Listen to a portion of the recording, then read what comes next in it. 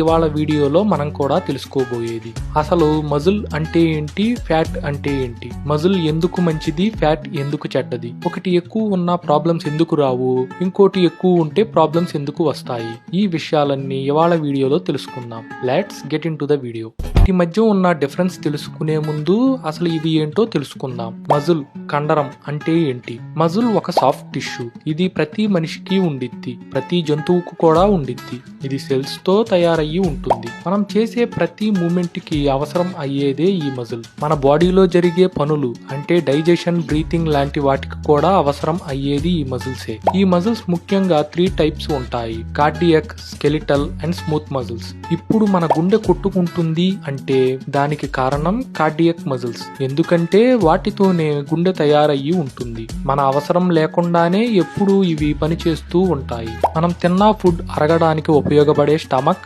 Intestines అన్ని smooth muscles తో తయారయ్యి ఉంటాయి. ఇవి కూడా మన అవసరం లేకుండానే అవే పనిచేసేస్తాయి. మనం అందరం నడవటం, బరువు ఎత్తడం, రాయడం లాంటి అన్ని పనులకి ఉపయోగపడేదే స్కెలిటల్ మజిల్స్. ఇది మన బోన్స్ కి అతుక్కొని ఉంటుంది. మన బోన్స్ కి ఇవి సపోర్ట్ ఇస్తాయి. మన బాడీకి షేప్ ఇచ్చేవి కూడా ఇవే. మనం మాట్లాడుకుంటున్న మజిల్ వెయిట్ కూడా దీని గురించే. అయితే ఇవి మనం ఎంత వాడితే అంత బాగుంటాయి, మనం వాడకపోతే మెల్లగా తగ్గిపోతాయి.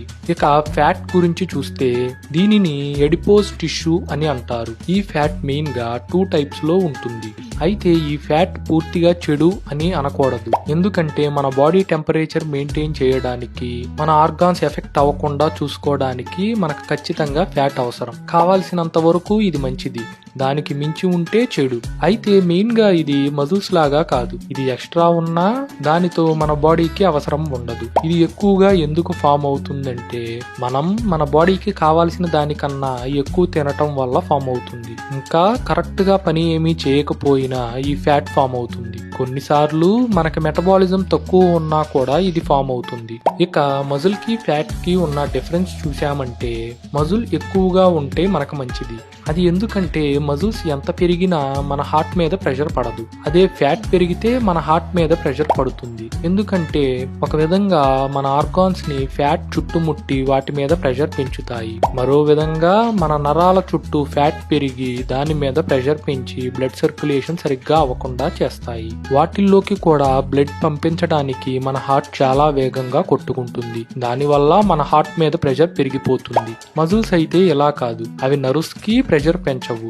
దానివల్ల మజిల్స్ ఎక్కువ ఉన్న హార్ట్ కి ప్రాబ్లం ఉండదు. ఎక్కువ వెయిట్ ఉంటే మోకాళ్ళ నొప్పులు వస్తాయి అంటారు. మరి మజిల్ తో ఎక్కువ వెయిట్ ఉంటే రావు. అది ఎందుకంటే మజిల్ ఫ్యాట్ లాగా కాదు. మనం నడవడానికి ఉపయోగపడేది ఈ మజిల్సే. మజిల్స్ ఎక్కువ ఉంటే ప్రెషర్ అంతా అవే తీసుకుంటాయి. అదే ఫ్యాట్ ఎక్కువ ఉంటే మజిల్స్ తక్కువ ఉంటాయి. అందుకని మజిల్స్ మీద ఎక్కువ బరువు పడి అవి తట్టుకోలేక వెయిట్ ప్రెషర్ ని బోన్స్ మీదకి డిస్ట్రిబ్యూట్ చేస్తాయి. దానివల్ల నీ పెయిన్స్ లాంటివి వస్తాయి. ఫ్యాట్ మజిల్ కన్నా వాల్యూమ్ ఎక్కువ. అంటే మీరు 1 kg ఫ్యాట్, 1 kg మజిల్ తీసుకుంటే ఫ్యాట్ కన్నా మజిల్ చాలా చిన్నగా ఉండిద్ది.